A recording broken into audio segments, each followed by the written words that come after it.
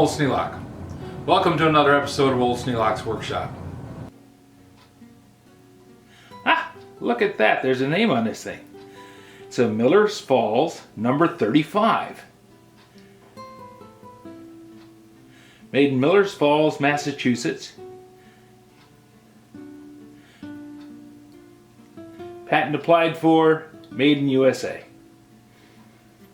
That's cool. Actually has a name on it.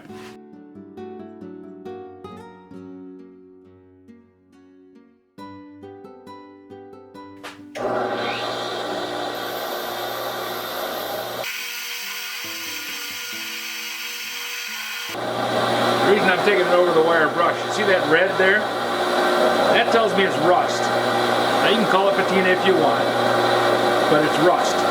Rust breeds rust. It draws moisture out of the air, and the rust holds the moisture on the surface of the part, and it'll actually pit after a period of time.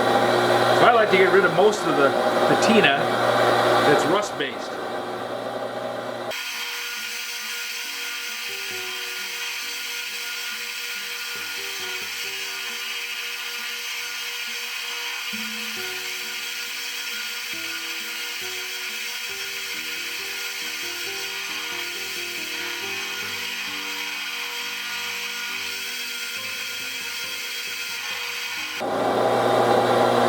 I'm cleaning off the shank with a wire brush. I'm not going up into this part of the thread with a power brush because it's going to wear that thread away and I don't really want to take the edges off. I don't need to get up into here because it was oil. It was dirty, but it was oily. Oily and dirty is okay because the oil keeps the rust away. Dirt you can clean off. Rust you got to straighten. And rust is always oxygen mixed with iron. The only iron available is this thing, so it gets a little bit smaller every time it rusts. Pretty soon things wear away to the point they don't work anymore.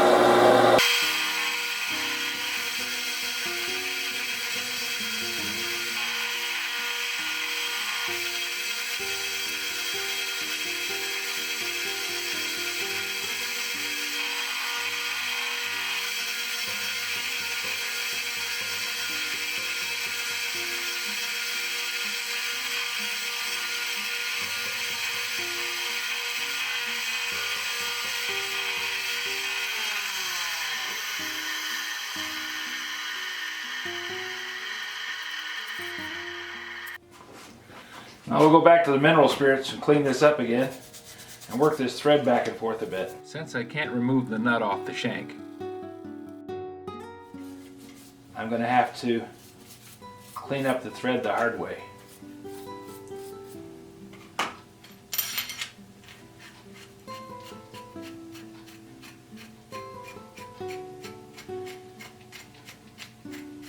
By running the thread back and forth with mineral spirits on it, I'm using one thread to clean the other.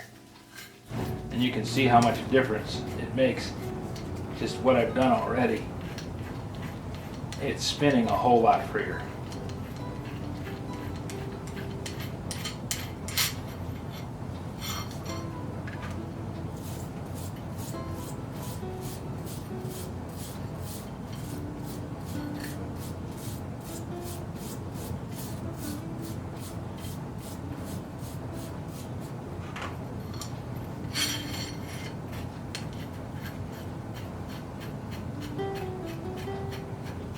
You can see the rust that I'm getting out of that nut too.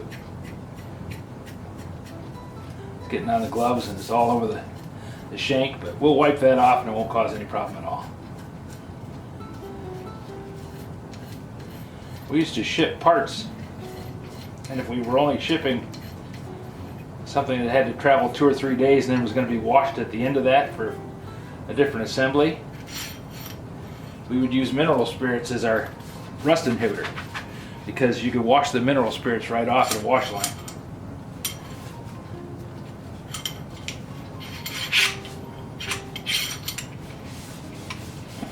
And it would hold for 3 days, but you didn't want to go much further than that because after 3 days it would have evaporated off.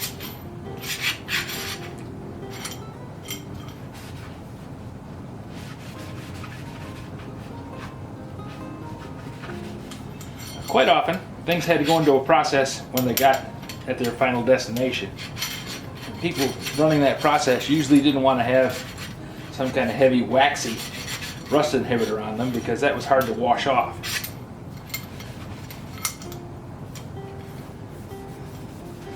Some machine shops use coolant that has rust inhibitor in it, and that's fine as long as everybody understands and things stay the same. But I've been in situations where somebody was shipping us parts and the chemical salesman came around and offered them a hell of a deal on some new coolant. And they switched coolants. We took that part, brought it over and tried to run it through our paint line and had a hell of a time. They had used a wax-based coolant with a rust inhibitor. And that rust inhibitor wouldn't wash off in our line because our line wasn't set up to take it. And then you'd paint the parts and that wax would just cause the paint to peel right off.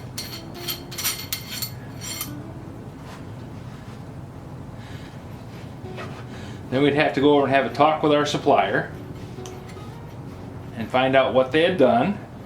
And it was usually somebody didn't know what they were doing and made, like I said, a hell of a deal on the cost. Saved themselves a bunch of money, they thought, until they had to go through and take all the parts that they had ready to ship to us and clean them. Which you'd think, well, okay, that cost them, but it also cost us because we didn't have parts to work with while that was going on.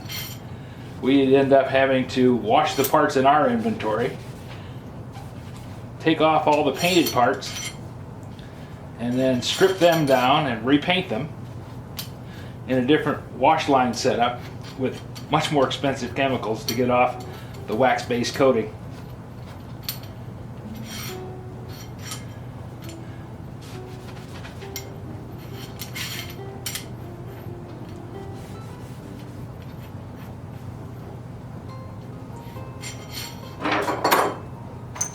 So it really wasn't much of a savings at all.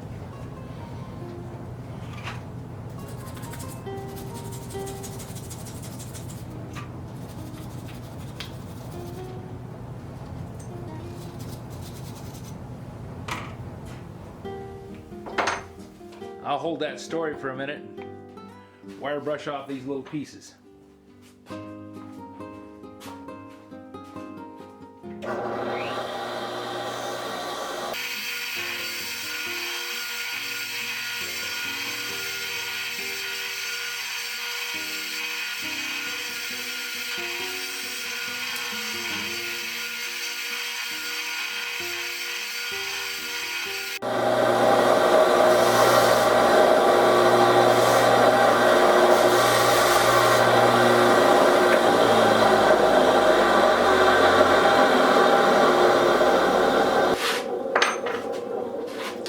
Some of you guys may question my wearing gloves while I'm running the wire brush, and you're right to do that.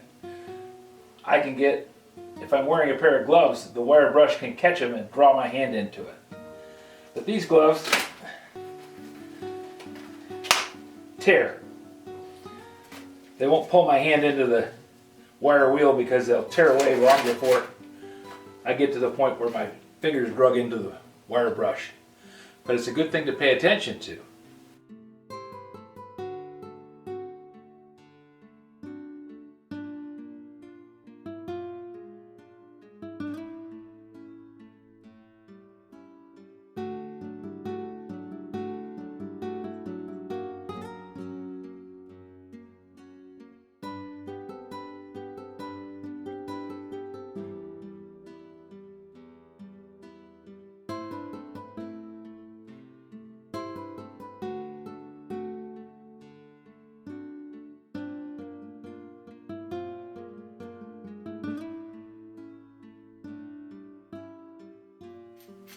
Now that's how an extension is supposed to work.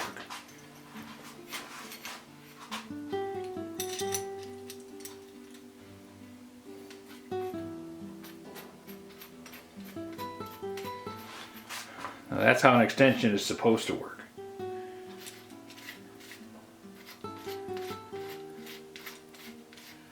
Tighten the nut up. It draws the jaws down inside the barrel. They clamp down onto the shank of the drill. The auger bit goes in, seats into the chuck jaws.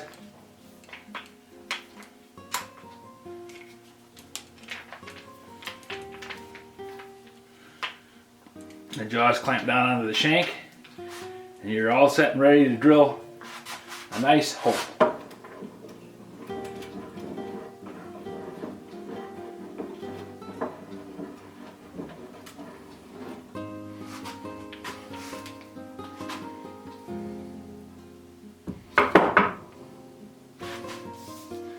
And that lets me drill a hole 23.5 inches deep. Now it's very seldom I'm going to have to drill 23.5 inches deep, but it was pretty common when we were working on houses and drilling holes to run wire through that I might have to drill a hole through a 2x4 in the wall and then another 2x4 in the wall. And this would allow me to get both of them through one hole, so I didn't have to cut quite as many holes in the wall. It was also nice for those 12-inch beams that houses had.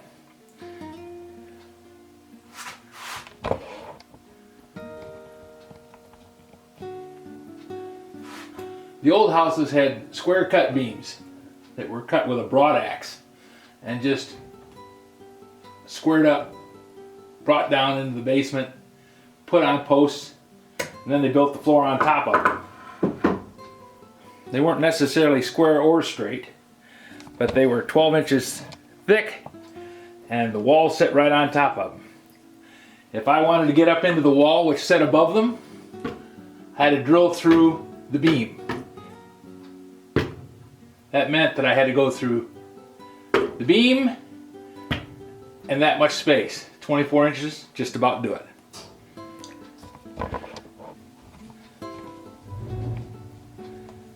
Quite often I'd find that the beam set against the floor and the joists were actually carved into it and notched into the side of it.